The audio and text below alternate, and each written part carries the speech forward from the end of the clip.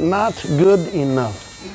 We all know McDonald's, Wendy's, and Taco Bell, but what about their competitors that were knocked out of the game? Here are the 10 worst failed fast food chain restaurants that no one misses. Oh, I forgot about that. White Tower Hamburgers. Same, but different. Not to be confused with White Castle, White Tower Hamburgers was a fast food chain founded in the 1920s in Milwaukee, Wisconsin. At its peak, the chain had over 230 locations in 23 states and was known for its square-shaped burgers and distinctive white tower-shaped buildings. So why did White Tower Hamburgers ultimately fail? Well, there were a number of factors that contributed to the chain's demise. The biggest reason, though, is likely its similarities to White Castle and its ensuing trademark and legal battles. I will sue you for all you're worth. A judge eventually sided with White Castle, leaving White Tower Hamburgers with restrictions on how it could represent itself. For example, it could no longer have its tower-shaped buildings that look like castles. And it wasn't just the look and the name. White Tower Hamburgers imitated the White Castle business model. Even after the restrictions were placed on the White Tower chain, it still thrived for a while, but it didn't last long. The chain failed to keep up with technological advancements in the industry, such as the widespread adoption of drive-through windows. That is a stupid design.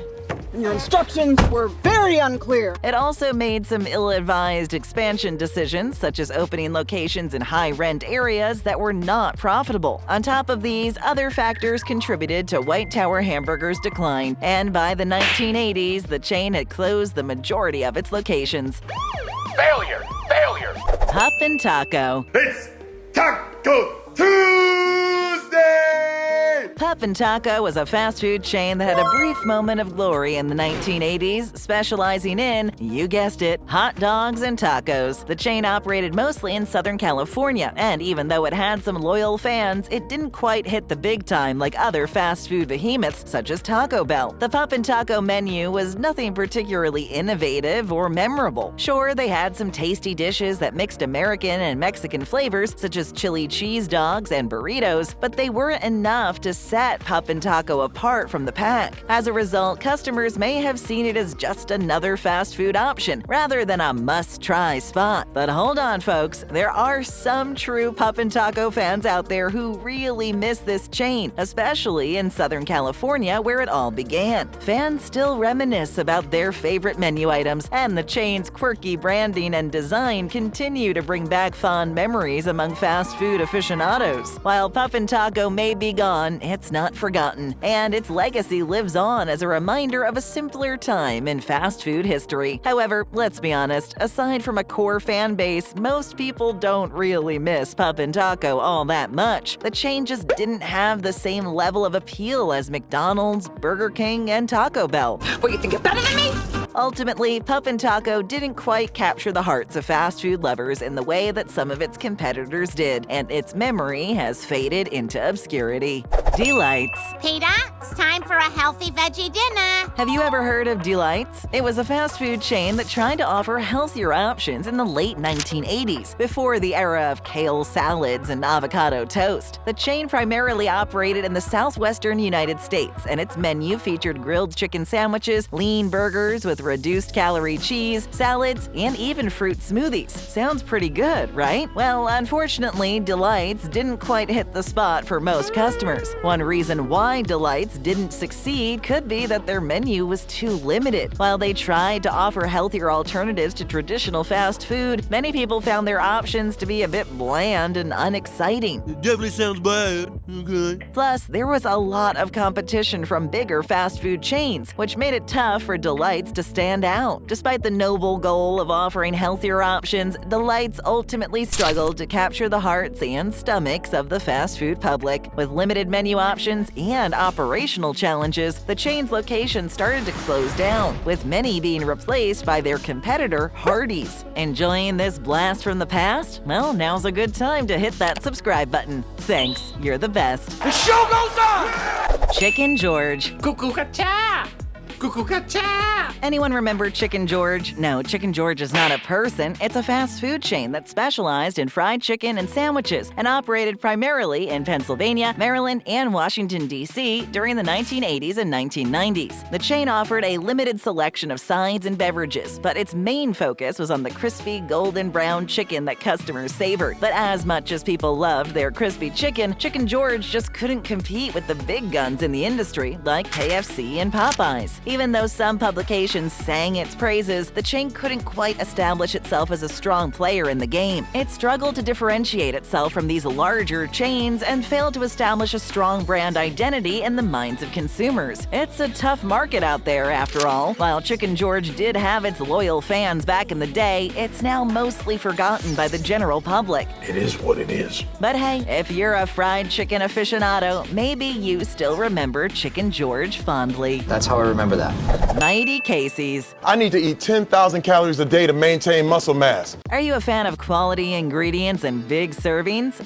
Yeah, boy. Then you might have loved Mighty Casey, a fast food chain that first opened its doors in Atlanta, Georgia in 1980 and continued operating throughout the 80s and 90s. Mighty Casey's specialty was offering delicious meals made with Wisconsin beef and special sauces, as well as yummy treats like ice cream and breakfast options. Despite its unique focus on quality and value, Mighty Casey ultimately failed to gain significant traction in the fast food market. Mighty Casey struggled with declining sales and financial difficulties in the 1990s, which led to the closure of many of its locations. In 1994, the chain was bought out by the restaurant chain Crystal's. After Mighty Casey's was purchased, the chain had largely disappeared, and its legacy has been largely forgotten by all but the most nostalgic fast food enthusiasts. Eventually, most of the locations were converted to Crystal restaurants. Doggie Diner. You came to Top Dog Terry.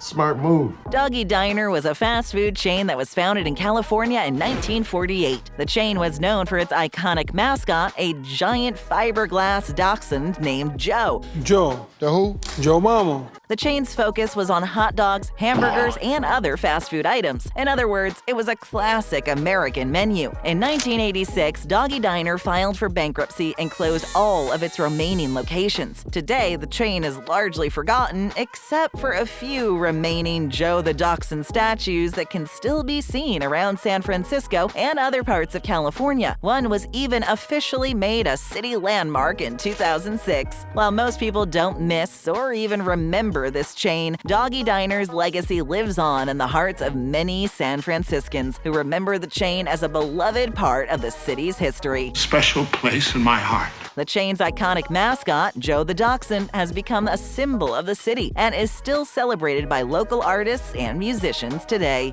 Burger Chef. Sounds good, boss. Please call me Chef. That's funny. Chef. Thank you. Burger Chef was a fast food chain that was founded in 1958 in Indianapolis, Indiana. The chain was known for its flame-broiled burgers and family-friendly atmosphere. The chain grew rapidly during the 1960s and 1970s, expanding to over 1,200 locations across the United States. I'm rich. I'm rich. The chain even won huge kudos for its marketing campaigns in the late 1970s involving Star Wars and the Brady Bunch. Their partnership with the Star Wars franchise allowed Burger Chef to create kids' meals with Star Wars characters as toys. And Jan Brady starred in one of their commercials. Despite its success in gaining these partnerships, Burger Chef began to face financial difficulties in the 1980s. The chain was unable to keep up with the competition from larger fast food chains like McDonald's, Wendy's, and Burger King, which were rapidly expanding across the country. In 1981, Burger Chef was sold to the owners of Hardee's, another popular fast food chain. After the purchase, most of the locations were converted to Hardee's, though a few Burger Chefs remained open. However, over time, all of the Burger Chef restaurants were eventually closed. While the chain may have been beloved by some fast food lovers in its prime, it ultimately failed to establish itself as a major player in the industry and was largely forgotten in the decades that followed. Naugles. We only really serve Mexican food. 1 Mexican cheeseburger. Naugles was a fast food chain that was founded in Southern California in 1970 by Richard Melman. The chain was known for its Mexican-inspired menu, including tacos, burritos, and tostadas. It was popular in California in the 1970s and 80s and expanded throughout Southern California, opening up more than 200 locations by the late 1970s. Bon appetit. Oh, Mexican food. It wasn't the only Mexican-inspired chain in California at the time. Taco Bell and Del Taco were both actively expanding their territory. Each chain was fighting for its place in the market. We've all heard of the burger wars, but as one LA Times columnist put it, this was the fast food CalMex wars of the 1970s. The final result is no surprise. Naugles failed, and it was eventually bought out by Del Taco. Del Taco initially promised to keep the Naugles brand alive and even continued to operate a few Naugles locations. However, over time, Del Taco began to phase out the Naugles brand, and the remaining locations were rebranded as Del Taco restaurants. But what no one expected was a sudden resurgence of the brand in 2015 by Christian Zybath, who legally acquired the Naugles trademark and revived the brand. And while one would believe that the phasing out of the brand meant no one would miss it, Del Taco was mistaken. Naugles' Mexican-inspired menu and affordable prices were beloved by many.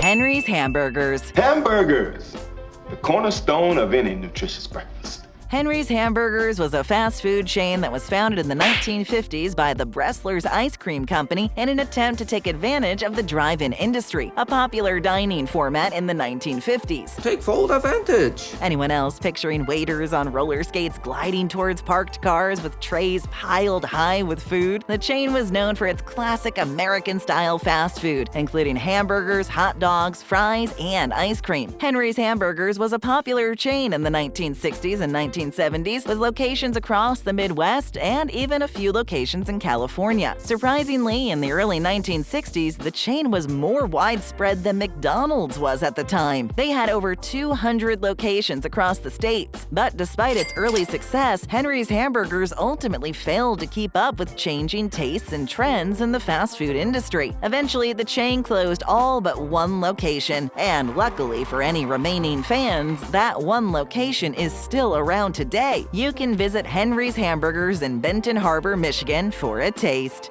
Druther's. Look at this sorry, miserable squashed thing.